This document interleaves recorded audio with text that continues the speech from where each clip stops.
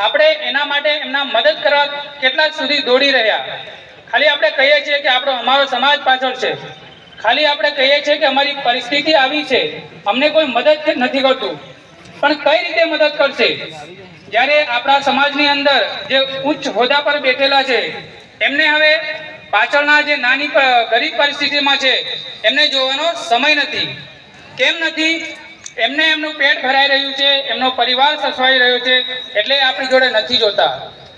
ખરેખર જાગૃતતા ક્યારે આવશે? ખરેખર યુવાનો લીડર ક્યારે બનશે? ખરેખર આપણા સમાજમાંથી એક યોગ્ય નેતાઓ ક્યારે પેદા થશે? એ જ્યારે શિક્ષણ હશે ત્યારે. અને શિક્ષણ ક્યારે હશે? જ્યારે આપણા આગળ બેઠેલા ઉચ્ચ હોદ્દા પર અધિકારીઓ, નાના નાના હોદ્દા પર બેઠેલા ભાઈઓ આપણને જ્યારે મદદ કરશે. આપણે શિક્ષણમાં કેમ પાછળ છીએ? એનું કારણ છે કે આપણામાં ગરીબી વધારે છે. એક ગરીબી વધારે, એના લીધે પૈસા નથી, એના લીધે આપણે આપણા બાળકોને સારી સ્કૂલોમાં ભણાવી નથી શકતા, સારું શિક્ષણ અપાવી નથી શકતા. જેમ ગયા વર્ષનો આપણે રિપોર્ટ, એક ISIએ એક રિપોર્ટ બહાર પાડ્યો હતો કે આદિવાસી વિસ્તારોમાં એટલા હદ સુધી સડેલું શિક્ષણ આપવામાં આવે છે કે જેની કોઈ તુલના નથી થતી. શહેરનું શિક્ષણ અને આપણું શિક્ષણ કઈ સ્તર સુધી પહોંચી ગયું છે. નથી આપણામાં કોઈ સંસ્કારનું શિક્ષણ, નથી આપણામાં કોઈ નોકરી મેળવવાનું શિક્ષણ, નથી આપણામાં કોઈ બીજો ધંધો કરવાનું શિક્ષણ. તો આ શિક્ષણ ક્યાંથી આવશે? તો આપણે જ યુવાનોએ સૌ પ્રયત્ન કરવો પડશે, આગેવાનોએ પ્રયત્ન કરવો પડશે, ખુરશી પર બેઠેલા નેતાઓએ પ્રયત્ન કરવો પડશે કે મારો સમાજ ઉપર ક્યારે આવશે. આપણે એવું ના વિચારવું જોઈએ કે મારું થઈ ગયું એટલે બસ. આપણે એવું ના વિચારવું જોઈએ કે મારા છોકરાને નોકરી મળી ગઈ હવે બસ. ના, તો પછી પાછળનાનું શું થશે? કે આવીને આવી ગરીબીમાં જ જીવશું, આવીને આવી ગુલામીમાં જ જીવશું. કેમ અને ક્યાં સુધી? આપણી જોડે રિઝર્વ સીટો છે પોલિટિક્સની અંદર, તો આપણા નેતા ત્યાં બેઠા છે પણ આપણને કેટલા મદદ કરવા આવે છે? શું ખાલી રેલીઓમાં ઝંડા પકડાવી અને એકબીજા પાર્ટીના વચ્ચે ગાળો બોલાવી અને આપણને ભેગા કરશે? કયા નેતાઓ એવા છે કે જેને શિક્ષણ માટે સભાઓ ભરી હોય? કયા નેતાઓ એવા ઉભા થયા કે આપણા સમાજના દિવસો માટે સભાઓ ભરી હોય? કયા નેતાઓ એવા છે કે ગામે ગામે જઈને કોણ વધારે ગરીબ છે, કોને કેટલો હક નથી મળ્યો એ જોયું છે? ના, નથી મળતું. કેમ? કેમ કે આપણામાં શિક્ષણ નથી. શિક્ષણ નથી એટલે આપણા અધિકાર આપણને ખબર નથી અને આપણામાં ડર છે, કદાચ હું કંઈક બોલીશ તો આ મોટા માણસો આપણને કંઈક કરી દેશે તો. ના, કોઈનામાં કંઈ કરવાની તાકાત નથી. કેમ તાકાત નથી? કેમ કે બંધારણ આપણને અધિકાર આપે છે, સુપ્રીમ કોર્ટ આપણને અધિકાર આપે છે. તમે કોઈના ગુલામ નથી, આ દેશના તમે મૂળ માલિક છો. આપણે આપણા જ રૂપિયાની બધી સહાયો આવે છે, બધી ગ્રાન્ટો આવે છે. તમે ચપ્પલ ખરીદો તો ટેક્સ આપો છો. તમે છડ્ડી એટલે આપણા શબ્દોમાં ઝાંગીઓ ખરીદો એમાં પણ તમે ટેક્સ આપો છો. કોલગેટ ખરીદો એમાં પણ તમે ટેક્સ આપો છો.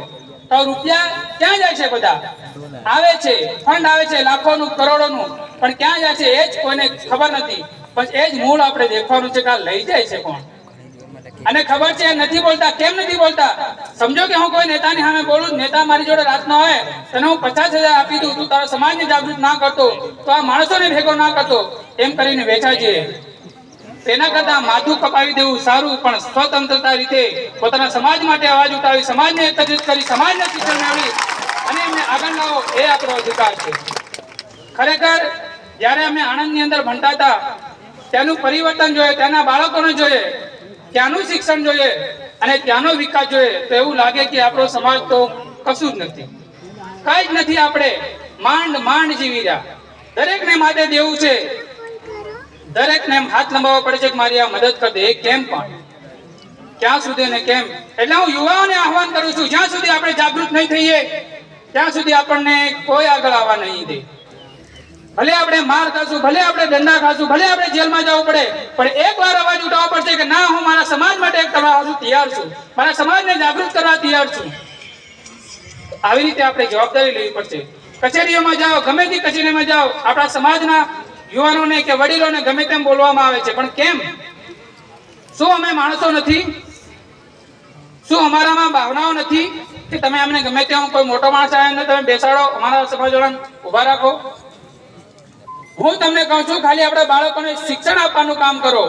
જેમ બને એમ આપણે પ્રયત્ન કરીએ કે આપણો સમાજ શિક્ષણ લે અને જાગૃત થાય, આપણા અધિકાર વિશે જાણે, અને બને ત્યાં સુધી બંધારણ વિશે વધારે સમજાવો. એમાંથી આપણો સમાજ જાગૃત થશે અને ખબર પડશે કે ના, ખરેખર શિક્ષણ મેળવવું જરૂરી છે. એકવાર આપણો સમાજ જાગૃત થઈ જશે તો આપણા અધિકાર આપણને મળશે. જે નેતા આપણને દબાવશો, જે દબાવ તો બંધ થશે. જે અધિકારો આપણા આવે છે, ગામની અંદર વિકાસના કામો આવે છે, એ પણ આવતા થશે ફટાફટ. તમે વિચાર કરો, ક્યાં સુધી આવા રહેશું? આ પ્રયત્ન એક યુવાનોએ, ગરબાડાના યુવાનોએ મળીને કર્યો છે કે ના, અમે અમારા સમાજને જાગૃત કરીશું, અમે અમારા સમાજને એકજૂટ કરીશું અને ધીમે ધીમે પરિવર્તન લાવીશું. આવા નવા કાર્યક્રમ આગળ થતા રહે અને લોકો આપણને જાગૃત કરતા રહે. અને એક આહવાન કરવાનું છે. એક શાયરીમાં છે કે તલવારો કે છાયો પર ઇતિહાસ हमारा बनता है, जिस योर युवानी चलती हो और जमाना चलता है. કે જ્યાં યુવાન વળશે ત્યાં જવાનો ચાલશે. તમે બીજા રાજ્યની અંદર દેખો, મોટા મોટા આંદોલનો થાય છે, કોણ કરે છે? યુવાનો જ કરે છે. પણ કેમ કરવા પડે? જ્યારે સરકાર આપણું સાંભળતી નથી, જ્યારે રાજ્યની સરકાર નથી સાંભળતી, નેતાઓ નથી સાંભળતા, ત્યારે આપણે આવા આંદોલનો કરવા પડે છે. આપ સૌને હું નમ્ર વિનંતી કરું છું, જેમ બને એમ શિક્ષણમાં સુધારો લાવીએ. કોઈ બી આપણી સામે હોય, ગમે એટલો મોટો નેતા હોય, પણ આપણા હક અધિકાર માટે લડવા માટે તૈયાર રહેવાનું. ભલે પછી આપણે માથું કપાવાનો વારો કેમ નહીં આવે, પણ ડરવાનું તો નહીં જ. હું મારા શબ્દોને અહીં વિરામ આપું છું. સૌએ મને ધ્યાનથી સાંભળ્યો તે બદલ હું સૌનો આભાર માનું છું. જય જોહર. ધન્યવાદ.